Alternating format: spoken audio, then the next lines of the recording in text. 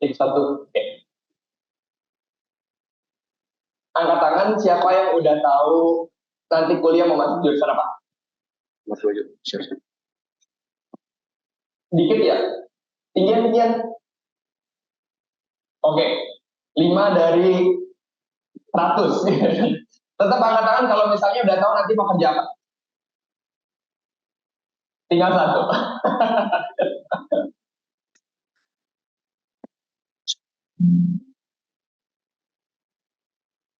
Tapi kalau teman-teman tahu ya, sebetulnya kenyataannya itu cuma 80% lulusan mahasiswa yang sebenarnya kerja sesuai bidangnya menurutnya Pak Menteri. Terus sebetulnya kalau kita udah tahu jurusan apa, emangnya bakal langsung bisa kerja dengan baik, sukses dan segala macamnya? Question mark sebetulnya. Karena saat ini profesi itu butuh ilmu yang lintas disiplin. Banyak ilustrasi lah. Ini saya kutip dari paparannya Pak Menteri. Jadi bayangkan seorang insinyur gedung gitu kan. Dia bisa hitung-hitung struktur dan seterusnya. Tapi bayangkan kalau misalnya si insinyur gedung ini juga bisa punya ilmu arsitektur atau desain. Contoh kedua, misalnya kalau ada pengacara gitu kan. Pengacara di sini dia bisa hukum udah biasa sebenarnya kayak, semua orang pengacara juga pasti bisa hukum. Tapi bayangkan kalau misalnya pengacara ini juga tahu dasar-dasar akuntansi, ataupun dia bahkan bisa apply ilmu akuntansinya itu ke dalam analisa dia. Yang ketiga, gitu kan, software developer, dia bisa coding, tapi jago nih. Tapi masalahnya banyak software developer itu dia nggak bisa komunikasiin dia sebenarnya bikin apa sih. Banyak bahasa teknis yang dikasih gitu. Jadi kalau misalnya dia juga bisa ilmu komunikasi, ini tuh sebetulnya bakal jadi bisa sangat berbeda di dunia kerja nantinya. Kenalin, aku Chan Sebastian. Jadi alumni SMUKI, jangan tanya angkatan berapa.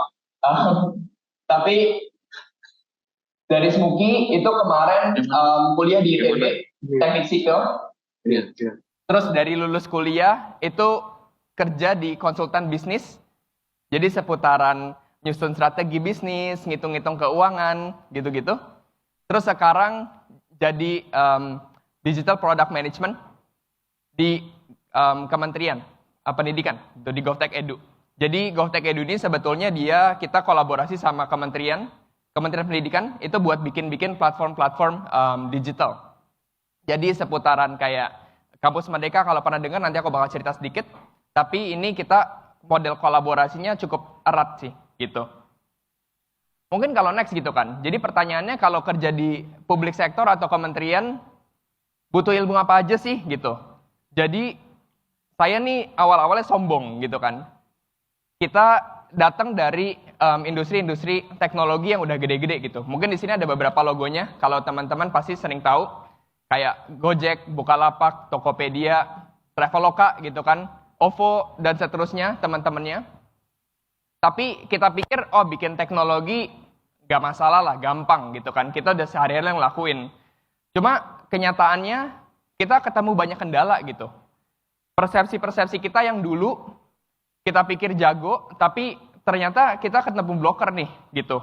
Contoh-contoh blockernya sih simple. Jadi persepsi awal kami lihat kalau kami jago secara teknis, pasti bisa sukses produknya. Tapi kenyataannya apa? Kenyataannya adalah sebetulnya kementerian itu kan agak birokrasi ya, banyak bidang ini, banyak bidang itu. Jadi perlu banget teknik komunikasi yang bagus, biar bisa memastikan lintas direktorat di kementerian yang punya kepentingan beda-beda, itu satu tujuan. Terus yang kedua gitu kan, kita pikir yang pakai kan nanti mahasiswa, yang pakai guru. Ya udah, kita fokus buat memenuhi kebutuhan-kebutuhan yang mereka aja. Tapi lagi-lagi kenyataannya gitu kan, kenyataannya adalah banyak blocker juga, karena ternyata kementerian udah anggarannya udah dikunci selama setahun penuh. Tidak bisa ada program-program baru lagi. Atau mungkin ada bisnis proses yang memang harus dilalui karena mereka dikejar-kejar oleh auditor.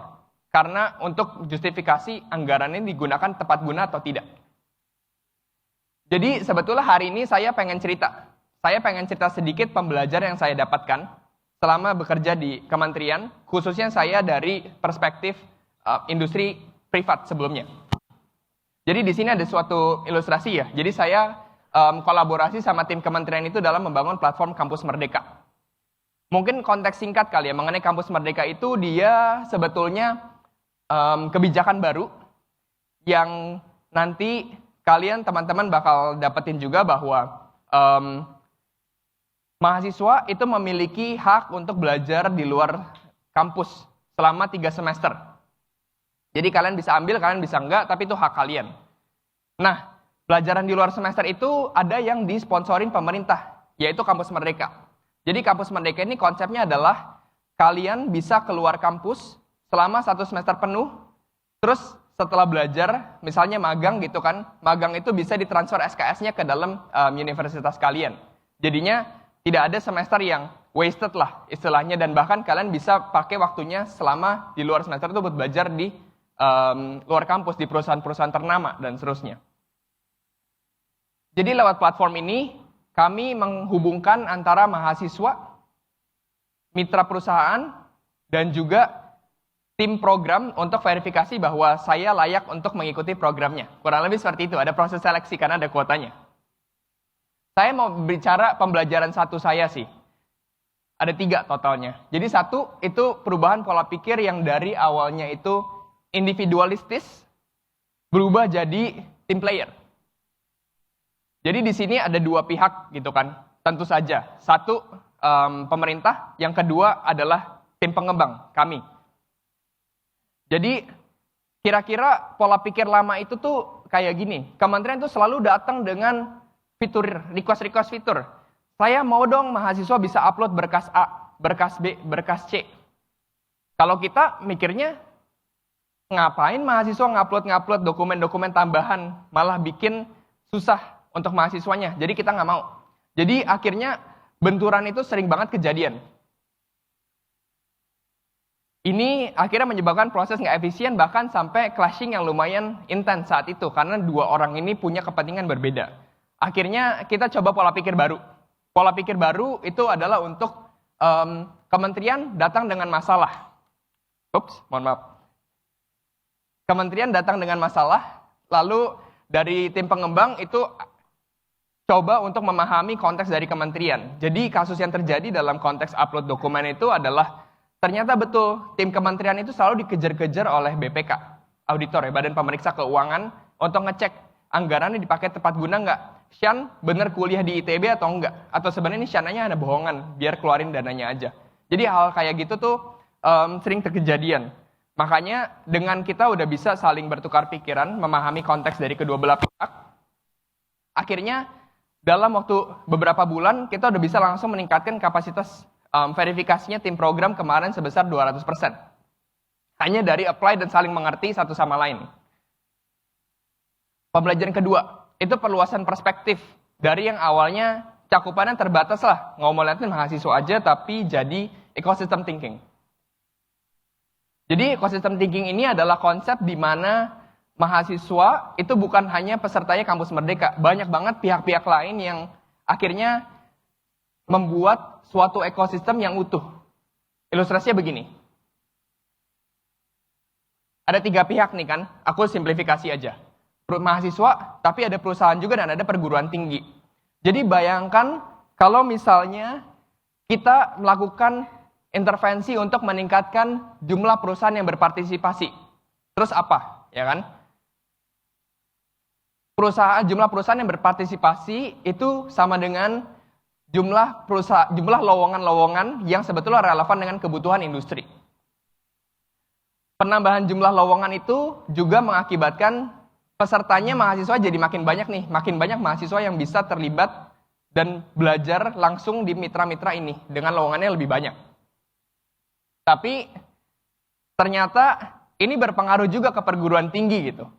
Banyak perguruan tinggi, apalagi yang besar-besar itu selalu bilang bahwa saya punya kurikulum tuh udah paling bagus. Saya nggak butuh pembelajaran dari luar kampus, buat apa? Tapi dengan adanya peningkatan ini, akhirnya perguruan tinggi itu mikir kembali lah istilahnya. Oh, benar juga ya, relevan juga ya kebutuhan ini gitu. Jadi artinya kemitraan baru tuh mulai terbentuk antara perguruan tinggi dan si mitra-mitra industri baru itu lagi. Lalu apa yang terjadi setelah ini? Siklusnya bakal berjalan terus gitu. Jadi kita memecahkan satu masalah di masing-masing pihak, itu sebetulnya meningkatkan dampaknya secara utuh di satu ekosistem. Pembelajaran yang ketiga. Pembelajaran yang ketiga ini, platform teknologi, awalnya kita pikir itu miliknya kementerian gitu kan.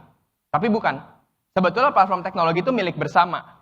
Kita pengen dorong mindset untuk bahwa ini nggak hanya milik kementerian, tapi juga milik seluruh aktor-aktor yang terlibat di dalamnya. Jadi, kenapa begitu? Karena kepemilikan bersama itu mendorong irreversibility. Jadi, akan selalu relevan ke depannya, karena sebetulnya pihak-pihak ini membutuhkan itu. Ini miliknya semua. Jadi kita mau merubah pola pikir nih. Dari yang sekarang itu, di sini saya kasih 2 contoh. Pemerintah yang mengkurasi mitra-mitra perusahaan ini dipilihin oleh pemerintah, yang besar-besar aja. Terus juga pemerintah yang menentukan standar program. Ini kita shift. Jadi perguruan tinggi itu bisa kurasi mitra langsung. Dan juga mitra perusahaan bersama perguruan tinggi ini yang bikin dong programnya. Mahasiswa saya butuhnya apa? Bisa collab bareng untuk mengkurasi program-program yang benar-benar contextualized ke masing-masing mahasiswanya. Jadi kira-kira sih itu 3 pembelajaran saya, dan saya pengen share sedikit hari ini tuh ada apa-apa aja di kampus Merdeka gitu kan. Jadi kira-kira ada 6 program nih. Nanti teman-teman pasti pas masuk kampus bakal banyak yang ngegaungkan. Kira-kira ada 6 program.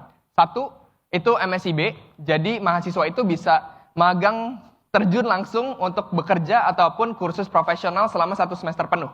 Jadi, dia benar-benar kerja di dalam perusahaan itu selama 1 semester, balik-balik dapat SKS. Konsep yang mirip serupa untuk kampus mengajar, tapi dia di SD dan SMA di daerah-daerah terpencil. Kolaborasi sama guru-guru di sana untuk meningkatkan kemampuan literasi numerasi siswa-siswa tersebut. Ada juga pertukaran mahasiswa Merdeka. Bertukar ke luar pulau, perguruan tinggi lain, di lokal, luar pulau, dengan menganut asas kebudayaan dan toleransi. Gitu. Ada ISMA, paling terkenal. Student exchange ke univ-univ ternama di dunia gitu. Jadi contoh-contohnya kayak kemarin kayak ada Berkeley dan seterusnya. Jadi emang top universities. Ada Wirausaha Merdeka juga. Jadi ini program pelatihan kewirausahaan terbaik di Indonesia dikumpulin jadi satu, didanain pemerintah dan bisa manggil mahasiswa-mahasiswa lain datang. Yang keempat itu praktisi mengajar. Jadi di perguruan tinggi nanti collab sama praktisi terbaik buat ngedesain materi mata kuliahnya mau apa-apa aja. Dan secara total ekosistem kampus Merdeka ini sudah memiliki kurang lebih dari 1 juta mahasiswa yang udah mendaftarkan diri di platform. Cuma karena kuota baru sekitar 200.000 mahasiswa yang mengalami pembelajaran luar kampus. Dan cukup banyak ya. Kita sekarang tahun ketiga. Ada 2,7 ribu perguruan tinggi yang masih bergabung. Biar lebih jelas sebetulnya total perguruan tinggi itu ada sekitar 4 ribuan. Jadi kita udah lebih dari 50%, tapi masih banyak gap ya ke depannya. Lalu ada lebih dari 4.000 organisasi dan mitra lintas sektor yang terdaftar. Sebetulnya sebagai mitranya kampus Merdeka. Ini tim kami. Jadi tim kami itu ada lebih dari 400 orang. Datang dari lintas pulau, provinsi, kabupaten, kota, dan seterusnya. Semua punya satu visi gitu. Memajukan negara Indonesia khususnya di sektor pendidikan. Tapi sebetulnya pertanyaan pentingnya nih untuk penutup gitu kan. Jadi mau kuliah apa? Teman-teman mau kuliah apa? Sebetulnya menurut saya sih pilih kuliah itu penting tapi bukan yang terpenting sih. Dengan fakta tadi kan misal 80% lulusan ya akhirnya kerja beda jurusan juga gitu. Jadi jangan terlalu khawatir, menurut saya ada 3 hal yang paling penting. Nomor 1, sebetulnya itu penting banget buat gali minat dan bakat terus gitu. Jadi selalu terbuka ke topik-topik baru, banyak banget hal yang bisa dieksplor, banyak banget teknologi-teknologi baru yang baru akan bermunculan, AI dan seterusnya, itu harus dipelajarin. Yang kedua, nggak boleh hanya tahu aja gitu. Terus asah kemampuan, apalagi kalau misalnya dapat pengalaman nyata langsung. Cobain magang langsung ke perusahaan-perusahaan yang memang udah adopsi teknologi-teknologi tersebut. Tapi yang paling penting menurut saya itu yang ketiga gitu kan. Coba terus cari dan gali, temuin lah apa yang sebetulnya dampak apa yang kalian bisa coba kasih untuk sesama atau mungkin Indonesia. Thank you.